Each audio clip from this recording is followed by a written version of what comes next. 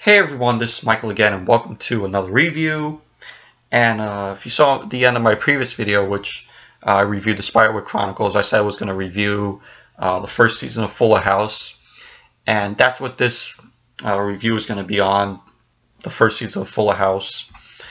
And I binge watched the whole first season this past Saturday, and of course this is a sequel to the original series, Full House, which I still love. It's a childhood favorite of mine. I know a lot of people make fun of it, make fun of the show, but still I love the show. Like I said, it's a childhood favorite of mine. I have 6 seasons on DVD, which I still need to get 7 and 8 to complete the series on DVD. And this is, of course, a Netflix original series, and I gotta say, I really loved the whole first season. Really did. It still has this cheesiness to it, just like the original series. I remember when I did a DVD update, where I got the Full House season 2 on DVD. I said I didn't find the show cheesy, but constantly rewatching the show, rewatching the original series, I could see its cheesiness to it, so my opinion changed on it. Full House, the original series, like I said, I still love the show, but it is cheesy. So, but this show, like I said, I loved the whole first season. But basically, what the show is about is it's like the original series. It takes place in the same house. It's set in San Francisco, and it follows DJ Tana Fuller, who is played by Candace Cameron Bure, who reprised her role. She's a widower. She was married to a guy named Tommy, who's a firefighter. She has 3 boys, Jackson, Max, and Tommy.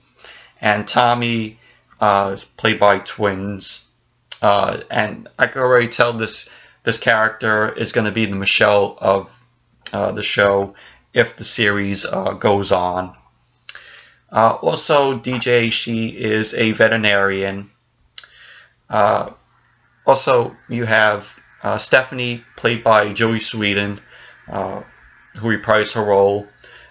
She has, a life. She had her life in London. She was living there. She was a traveling DJ, and she comes back to help DJ raise, to help raise DJ's kids.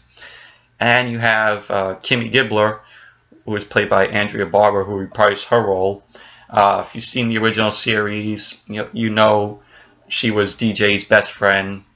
And in this series, she's the owner of a party planning business. She moves in also to help raise DJ's kids, along with Stephanie. And we find out that Kimmy was married to a guy named Fernando.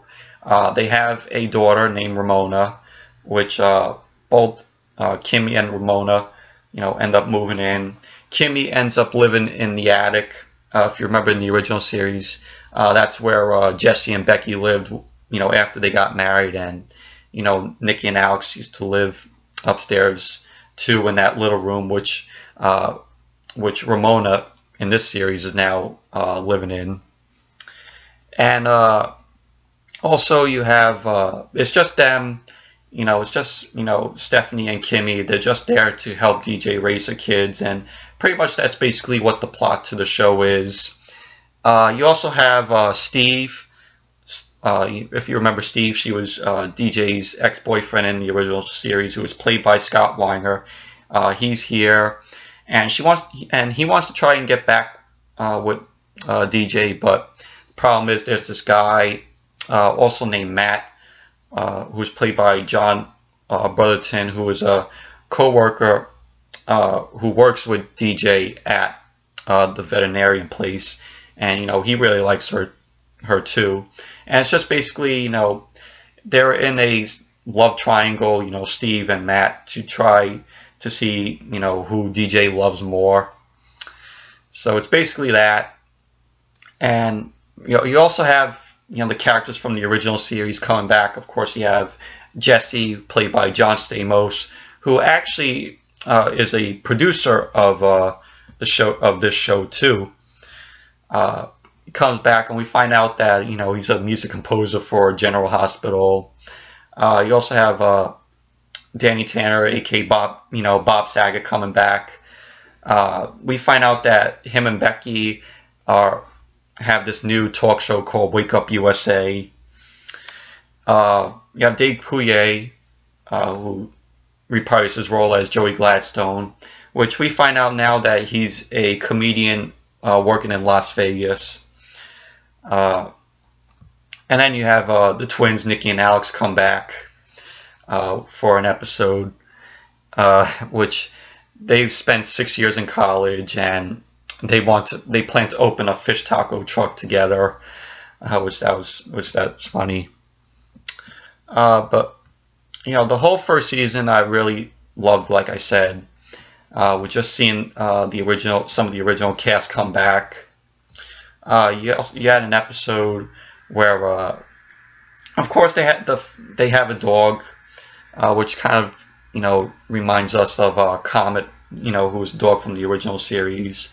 And there was this one episode here where the dog ends up tearing up the couch, and Bob Saget, Danny, just makes a big deal out of the couch, which was really funny. And at the end of the episode, I think it was DJ or Stephanie. They gave a piece of the couch, and they made sort of like a shirt for Bob Saget, and he ends up wearing it, and ends up laying on the couch. And one of the kids comes out and says, "Oh, where's Grandpa?"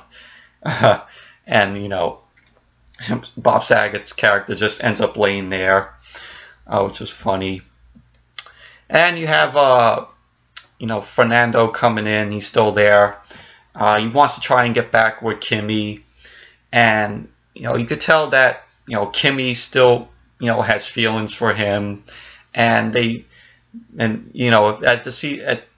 later on in the season you get to see them kiss, and she wants to try and remarry him, but she ends up getting cold feet, and just thinking about if Kimmy remarries Fernando, what's going to happen. And like I say, you can tell that she still has feelings for him, and it's just, and she's trying to do the best for her daughter. So, but anyways, Fuller House, the first season, season 1, I really loved it. If you haven't seen if you haven't seen the season, please go check it out. Really happy that it's coming back for season 2, which I read that they want to plan to debut season 2 in December, because there was pictures going around. They were filming some holiday episodes, and the series is the most watched show on Netflix. It earned 14 million in viewership among the 18 to 49 market, which that's really cool. A lot of the original series watchers, probably watched it and really loved it. And of course, they were trying to get Mary-Kate and Ashley to reprise their role, their role that made them famous, Michelle, but they declined. And in the episodes, they actually make jokes about them, which was funny. I read they were trying to get Elizabeth Olsen, their sister, to reprise the role, but I read that she declined too. And maybe there's going to be, I read that maybe there's going to be a recasting for Michelle. I don't know how they're going to do that.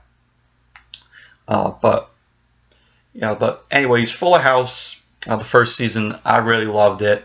If you're a fan of the original series, if you're a fan of Full House, I would highly recommend this show, which I know probably all of you might have watched. Probably watched the first season of Full House already. So I know, like I said, I know a lot of you probably have, though. But I'm late to the party. I had a lot of other shows to catch up on. So, but I would recommend Fuller House. It's a good show so far for the first season. I really loved it, and it just has the nostalgic feel of how the original series was, which I really liked. So yeah, so like I said, check out Fuller House.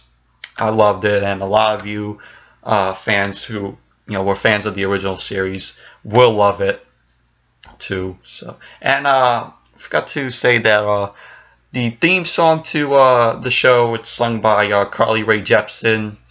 At first, I was like, on it, because I was so used to the guy who sang it in the original series. But as I kept on watching the beginning of the episodes, Carly Rae Jepsen's version grew on me. I actually really like Carly Rae Jepsen's version of it, of the theme song from the original series. So, but yeah, so like I said, Fuller House, recommend it. Highly check it out if you haven't seen it yet. So, ready for season 2 whenever it airs. Like I said, they were given a rumored December release. So, but yeah, so anyways, that's it for my review of Fuller House Season 1. Thank you all for watching, and until next video, I'll see you all later.